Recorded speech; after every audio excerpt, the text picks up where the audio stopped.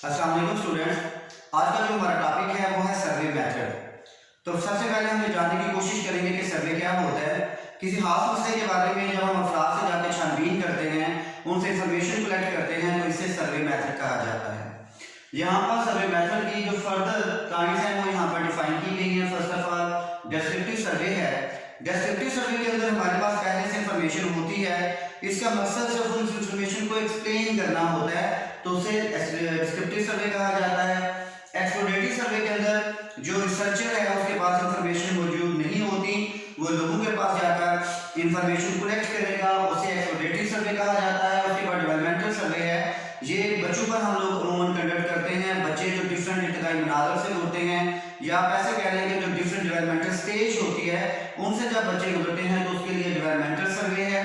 Interrelated सर्वे ये होता है कि जब दो या दो से ज्यादा वेरिएबल्स के दरमियान जब रिलेशनशिप आपने चेक करना हो तो उसके लिए हम लोग इंटररिलेटेड सर्वे करते हैं। जैसा हम अगर बात करें कि गुर्बत का और जहालत का और अनएम्प्लॉयमेंट का आपस में क्या ताल्लुक है, तो उसके लिए आप लोग इंटररिलेटेड सर्वे कंडक्ट करोगे। और डेवलपमेंटल सर्वे फर्दर जो है वो लॉन्गिट्यूडनल सर्वे और क्रॉस सेक्शनल सर्वे है। लॉन्गिट्यूडनल सर्वे जो होता है ये लंबे अरसे के लिए होता है। अगर हमें ये देखना हो कि बच्चे की पैदाइश से लेकर उसके 10 साल तक वो डिफरेंट जो मनाज़र से गुजर है, तो उसके ऊपर जो हम सर्वे कंडक्ट करेंगे वो आपका लॉन्गिट्यूडनल सर्वे होता है। ये 4 साल 6 साल 10 साल तक भी हो सकता है।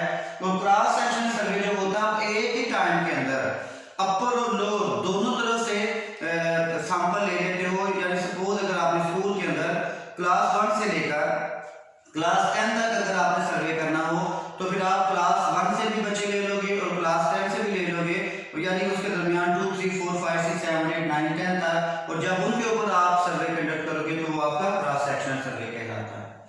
अब हम यहाँ पर बात करेंगे सैंपलिंग की। डेफिनेटली जब आप सर्वे कंडक्ट करोगे तो आप पॉपुलेशन से लोग आइडेंटिफाई करते हो, और आप पूरी पॉपुलेशन के ऊपर सर्वे अप्लाई नहीं किया जा सकता, तो फिर आपके सामने सैंपलिंग मेथड होता है जिसमें आप नॉन रैंडम सैंपलिंग मेथड और रैंडम सैंपलिंग मेथड है। अब ये डिपेंड करेगा कि सर्वे की नेचर क्या है। जिस तरह की सर्वे की नेचर होगी उसी तरह के हम लोग यहाँ से सैंपलिंग मेथड अप्लाई करेंगे। अब यहाँ पर हम बात करेंगे सैंपलिंग क्या होती है। सैंपलिंग एक बेसिकली टेक्निक है कि जिसके थ्रू आप सैंपल आइडेंटिफाई करते हो, ठीक है। तो ये डिपेंड करेगा रिसर्चर पे और सर्वे की उस नेचर पे कि जिस तरह की नेचर है उसी तरह का आप लोग यहाँ से सैंपलिंग मेथड उस पे अप्लाई करोगे। और अब हम बात करते हैं स्टेप्स ऑफ सर्वे पे। असल जो काम यहाँ पे होने जा रहा है वो इस पे है। First of all you people are going to formulate your problem.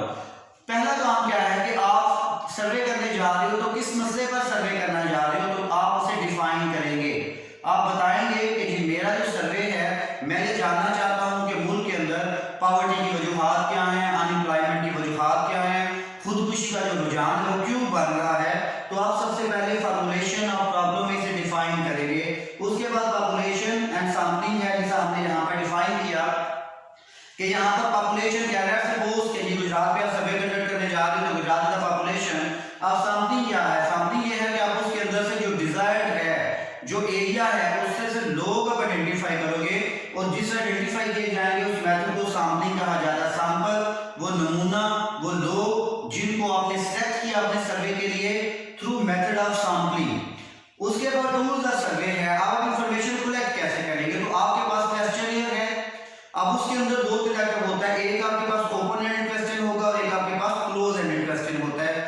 Open ended question के अंदर जो रिसर्चर है वो जो उसका पार्टिसिपेंट है या जिससे आप इंफॉर्मेशन कलेक्ट करनी है उसको आप कंप्लीट अथॉरिटी देते हो कि आप इसके अंदर अपने ख्यालात का इजहार कर सकते हो, वो ओपन एंड क्वेश्चन के अंदर होगा। जबकि क्लोज एंड क्वेश्चन के अंदर यस हाँ और ना में जवाब दिया जाएगा। इसी तरह स्ट्रक्चर इंटरव्यू और अनस्ट्रक्चर इंटरव्यू भी होता है। आप इंटरव्यू के थ्रू भी अपनी इंफॉर्मेशन को कलेक्ट कर सकते हो। तो स्ट्रक्चर इंटरव्यू उसे हम प्लान इंटरव्यू कहते हैं, जिसमें बकायदा टाइम को सेट किया जाएगा, क्वेश्चन है उसके अंदर बकायदा तरतीब दिया जाता है। लेकिन जो आपका अनस्ट्रक्चर होता है उसके अंदर पहले से कोई तरतीब नहीं होती। जो रिसर्चर है वो कहीं भी और किसी भी जगह से क्वेश्चन कर सकता है। उसके बाद जो डाटा कलेक्शन है, ये सबसे इंपॉर्टेंट चीज है कि आपने सर्वे के लिए सर्वे फॉर्म बना लिया, फिर आपने लोगों को दे दिया। अब उनसे आपने डाटा कलेक्ट करना है। जितने ज्यादा आप कह रहे हैं कि आप बेस इस पे करेंगे डाटा कलेक्शन पे कि 100% अगर आपकी डाटा कलेक्शन हो जाए तो फिर आपका सर्वे जो होता है वो रिलायबल भी है और वैलिड भी है। तो डाटा कलेक्शन जो है ये सबसे इंपॉर्टेंट स्टेप है सर्वे का, जिसको आपने ड्यूरिंग सर्वे मॉनिटर करना होता है ताकि सर्वे जो है बेहतर तौर पर कंडक्ट किया जा सके। डाटा एनालिसिस है, जो सर्वे कलेक्ट होंगे उसको आप डाटा जो आपके पास आएगा उस डाटा का आप लोग एनालिसिस करेंगे।